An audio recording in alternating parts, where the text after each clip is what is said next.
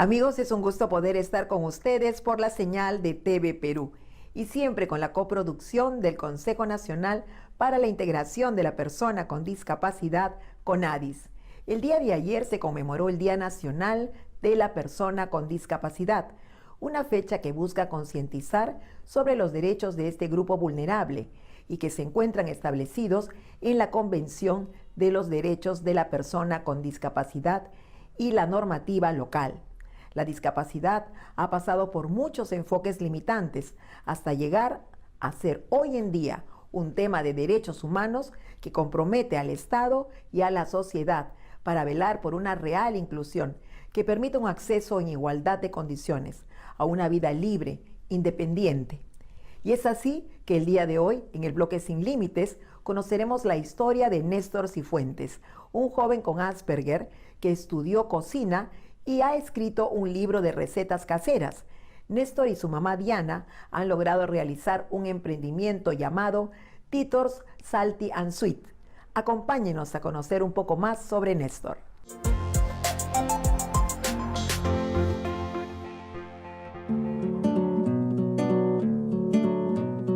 Su afición por la cocina o por la comida pasó desde pequeño, por saborear y saber distinguir algunos insumos de los platos que se preparaban en la casa o que él gustaba comer fuera, ¿no?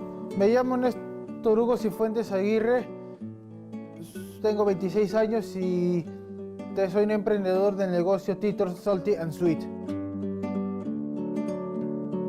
Cuando terminó de estudiar secundaria, él pidió que lo ayudáramos a decidir qué hacer con su vida.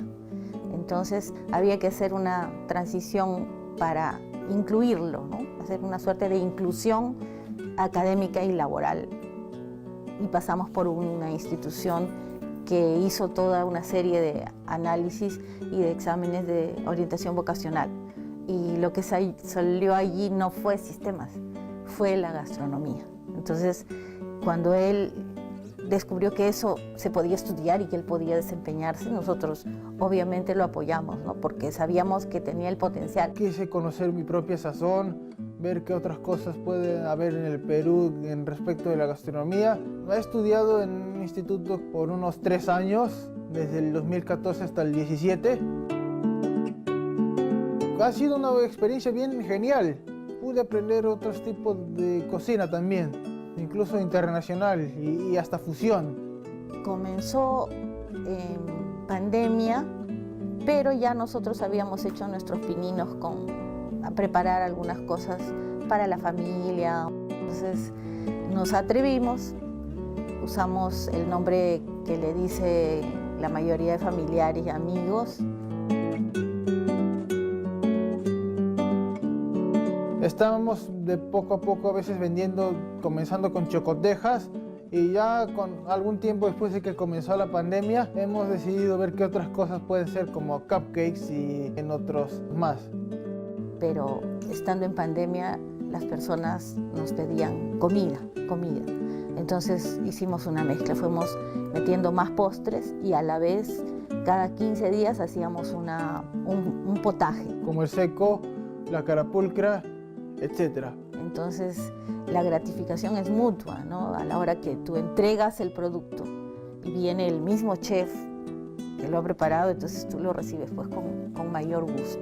Lo del libro también pasa por el tema laboral. Una vez que estuvimos en la cafetería del colegio, los profesores le decían a Néstor varias cosas. Que debería o ser chef, o estudiar, o escribir un libro. Opté más por lo del libro.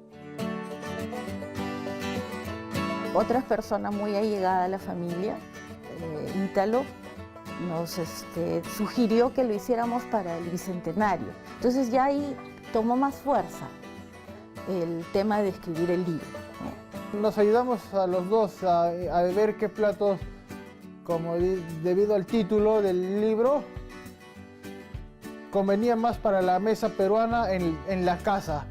Entonces nos organizamos de tal manera que nosotros mismos tomamos nuestras fotos, nosotros mismos probamos y comprobamos cada receta hasta que salió, ¿no? Y nos dimos cuenta que no solamente tenía que ser un recetario, sino sino que tenía que ser una suerte de testimonio de cómo hemos llegado allí. Entonces, es una persona que no tiene nada de experiencia con la cocina, con técnicas básicas puede lograr un sabor de restaurante.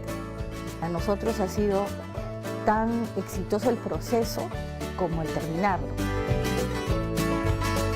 Vamos a escribir una secuela de este libro, un toque más regional.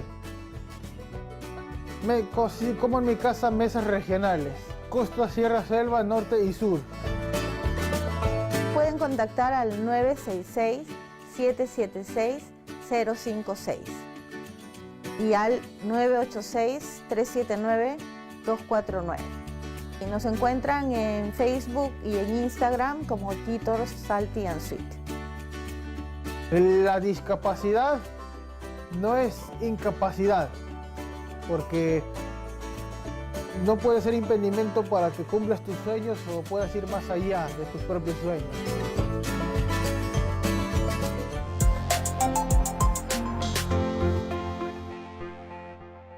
Felicitaciones, Néstor, y también para tu mamá Diana, que viene trabajando por este emprendimiento.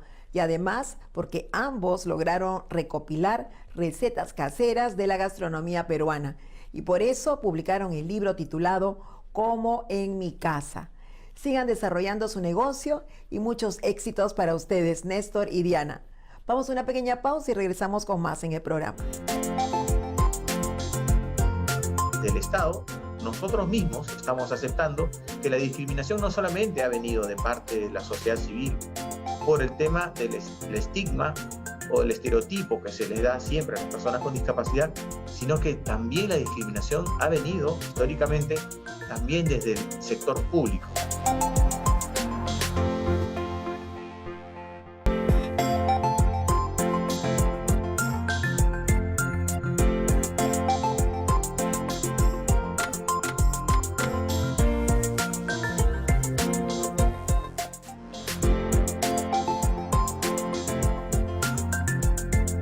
Persona con discapacidad.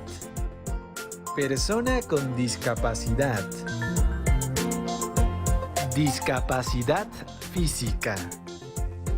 Discapacidad física. Discapacidad visual. Discapacidad visual. Discapacidad auditiva.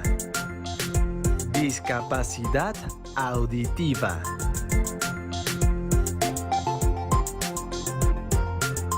Ya estamos de regreso, amigos, y se encuentra con nosotros Marco Antonio Gamarra Labarrera, presidente del Consejo Nacional para la Integración de la Persona con Discapacidad, CONADIS. Muy buenos días, Marco, ¿cómo estás?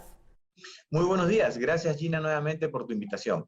Sí, es un gusto poder estar contigo y poder justamente conversar algo interesante e importante, porque justamente ayer se conmemoró el Día Nacional de la Persona con Discapacidad. ¿Qué reflexión o compromiso asumimos desde el Estado para nuestra población con discapacidad? Los compromisos son los mismos de siempre.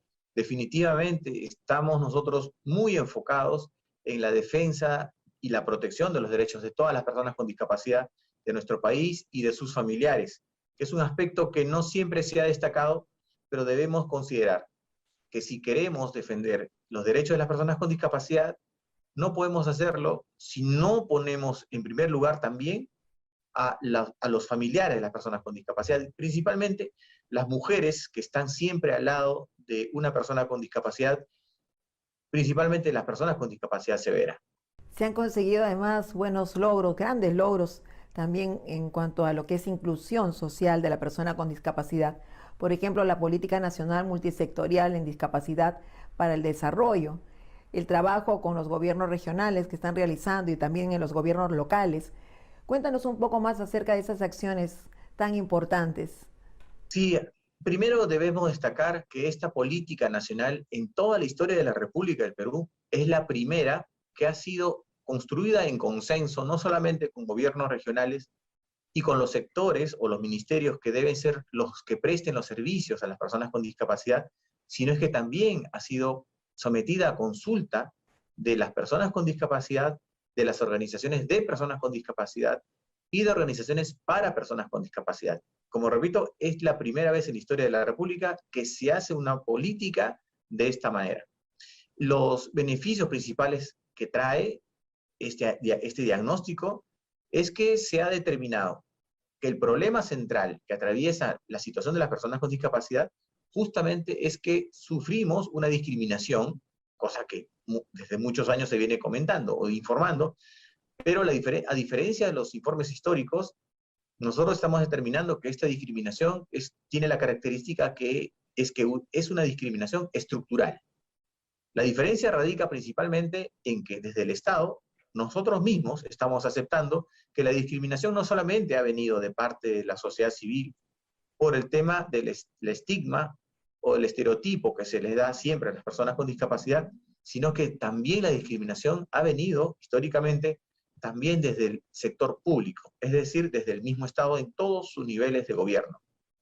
Y esto nos ha permitido hacer una autocrítica, un autoanálisis, un diagnóstico real de la situación y por lo tanto se han llegado a determinar que deben darse 31 servicios a las personas con discapacidad. Y estos se deben dar desde todos los niveles de gobierno. Algunos de estos servicios ya se vienen dando y lo que estamos proponiendo es la mejora de estos servicios, pero también hay servicios nuevos. Entonces, esa es la principal característica de esta política nacional, estas dos características principales que acabo de comentar, y con ello vienen pues muchos compromisos de parte del mismo Estado para poder proveer los servicios básicos que las personas con discapacidad y sus familiares necesitan. Qué interesante y qué buenas estas iniciativas que han tenido, y además las personas con discapacidad creo que también tienen que participar y estar atentos a todas las nuevas normativas que van ustedes también lanzando. Es necesario la acreditación de las personas con discapacidad y su inscripción al registro del CONADIS. En este caso, ¿qué acciones está realizando el CONADIS para que se inscriban las personas con discapacidad? Hemos realizado dos acciones muy importantes. La primera es lograr que la inscripción en el Registro Nacional de Personas con Discapacidad ya no sea exclusivamente por medios físicos o presenciales, puesto que habíamos detectado que en muchos casos una persona con discapacidad, después de iniciar el proceso de inscripción, lograba su carnet después de 9 meses de haber iniciado el trámite. Nosotros hemos recurrido a un procedimiento que cuenta mucho o se basa en la tecnología para poder reducir este plazo de 9 meses a 2 días. Ahora una persona con discapacidad no necesita, por ejemplo, de una resolución de discapacidad y un carnet de discapacidad. Solo necesita tener un carnet. Hemos hecho que el carnet de discapacidad se emita en primer lugar, como te repito, en 2 días, por medios virtuales, es decir, el carnet ahora también es virtual, no solamente lo recibe de manera física, sino también de forma virtual. Este carnet tiene ahora un código QR, que es un mecanismo tecnológico por el cual cualquier persona que cuente con un dispositivo electrónico o una cámara puede captar ese código e inmediatamente en su celular aparecerá el nombre de la persona que tiene o que muestra el carnet, de forma tal que este carnet ahora es inviolable, no puede ser falsificado, no puede ser, digamos que, copiado y asignado a otra persona. Este es un mecanismo que permite fácilmente la detección de que el carnet es original, por un lado, por otro lado, también que ahora se recibe en 2 días, y como también te repito, puede ser físico o virtual. Eso por el lado de la reducción de los plazos. Pero nuestro objetivo también es no solamente reducir los plazos o las demoras de las personas para obtener un carnet, sino que más personas puedan inscribirse. Y para lograr eso, hemos firmado convenios de apoyo interinstitucional ya con 12 gobiernos regionales y algunos gobiernos provinciales, a fin de que cada uno de estos gobiernos regionales tenga su propio directorio de personas con discapacidad, y de esta manera, desde los gobiernos regionales, cada uno de ellos vaya a poder realizar tareas coordinadas con las oficinas municipales de atención a personas con discapacidad en cada una de sus provincias, y en el mejor de los casos, también con las OMAPES de cada uno de sus distritos.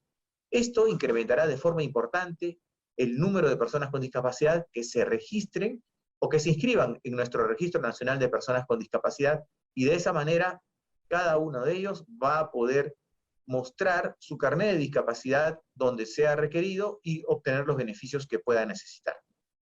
Buenísima la noticia que nos das el día de hoy, porque mucha gente todavía no está enterada de que CONADIS se preocupa muchísimo por esta inscripción, que a veces dicen, bueno, ¿y la inscripción de qué nos sirve? Justamente para hacer valer nuestros derechos como personas con discapacidad, ¿verdad?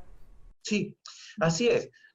Lo que necesitamos ahora es hacer mucho más visible la situación de las personas con discapacidad. Mucha gente no cree que en el Perú el 10% de la población tiene discapacidad, y eso sucede porque en muchos casos, en un alto porcentaje, las personas con discapacidad son invisibles a la sociedad. Es más, la construcción de las calles o las ciudades en nuestro país se construyen para personas sin discapacidad. Eso hace que salir a la calle o gozar de una calle, de un barrio o de la misma ciudad es casi una prohibición para personas con discapacidad. Es por eso que son prácticamente invisibles en un gran porcentaje. Principalmente las personas con discapacidad severa son las más invisibilizadas. Y si no se ven, no se reconocen. Y por lo tanto, las personas sin discapacidad creen que el número de personas con discapacidad es menor del que realmente es.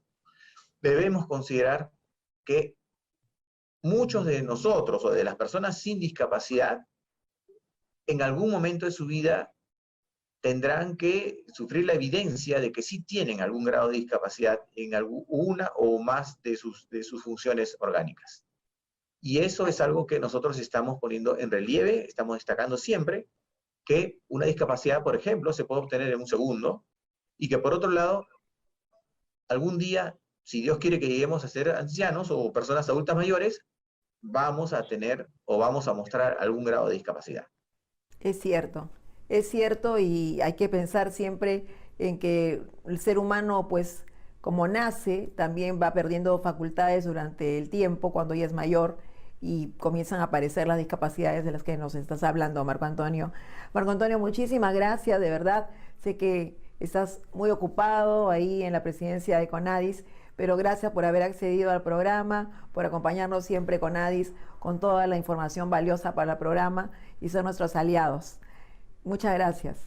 Gracias a ti, Gina, a todo tu equipo de producción, al Canal 7, y muchas gracias a todas las personas que en este momento y cada domingo aprecian el programa. Gracias sinceramente y sigamos gozando de tu programa.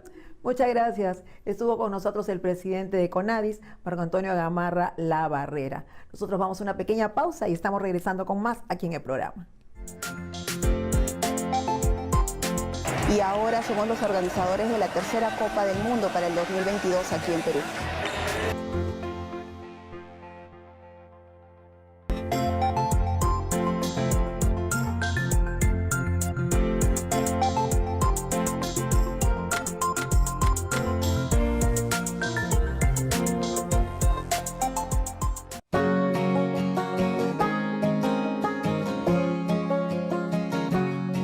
Hola, soy Titi Plaza y yo ya me uní a la campaña Dígalo con respeto, persona con discapacidad.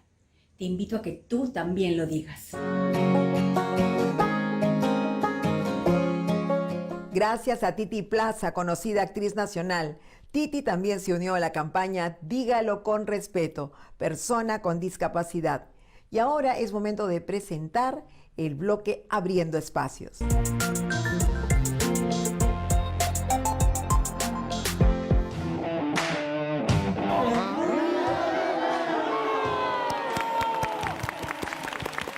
Son unos jóvenes muy alegres, entusiastas, están predispuestos a hacer las tareas que se les encomienda.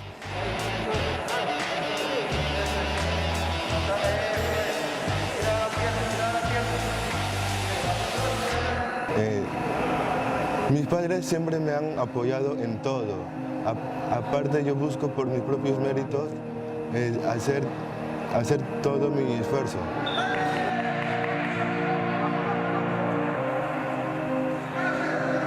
Colectivo 21 se hizo miembro de la Federación Internacional de Fútbol para Personas con Síndrome de Down y ahora somos los organizadores de la tercera Copa del Mundo para el 2022 aquí en Perú.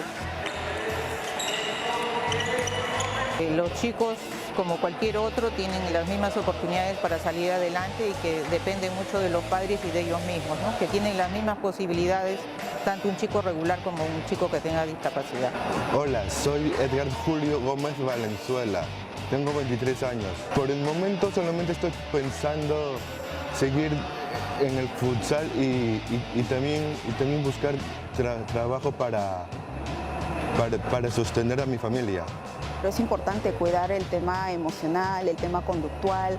Muchos jóvenes quizás no manejan el tema de la frustración adecuadamente, por eso tenemos un soporte psicológico, no solamente para los jóvenes, sino también para las familias. Tenemos el tema nutricional, trabajamos mucho con el tema del voluntariado. Tenemos nutricionistas que son voluntarios, que han ido acompañando a los chicos también, haciéndoles evaluaciones, dándoles un régimen de alimentación, ¿no? Tenemos al entrenador en la parte de psicomotricidad, en la parte futbolística, y la verdad que es un trabajo, como te digo, en equipo que tiene mucha contención, que es importante para todos, ¿no? La discapacidad no los imposibilita o no los limita a realizar alguna actividad física, deportiva, ya digamos en un contexto más generalizado. Necesitamos el apoyo de la empresa privada, pero más del Estado, ¿no? Del ente rector del deporte, que es el encargado de brindar las oportunidades para que las personas puedan desarrollar sus capacidades y puedan desarrollarse a través del deporte. Y más aún tratándose de una población en situación de discapacidad y que se ha visto limitada por mucho tiempo su participación activa dentro del deporte. A los chicos con síndrome de Down, que perseveren sus sueños hasta que los cumpla, porque cada uno de nosotros somos como tú.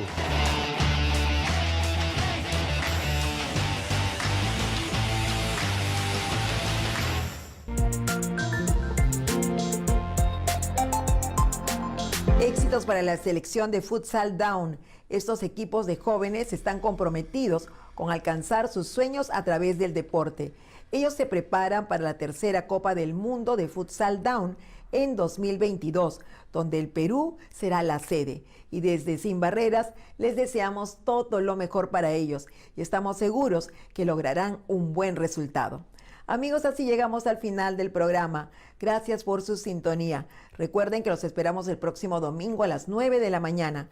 Cualquier sugerencia o comentario, escríbanos al correo electrónico del programa sinbarreras@irtp.go.pe. También los invitamos a visitar nuestra página de Facebook y pueden seguirnos en el Instagram. Nos ubican como @sinbarrerasoficial. Y si desean comunicarse con Conadis, aquí está su correo electrónico: comunicaciones@conadisperú.go.pe. Y pueden comunicarse también con su línea gratuita 0800 00151 o escribir al WhatsApp del Conadis 938-202-248. Cuídense mucho y estaremos con ustedes el próximo domingo.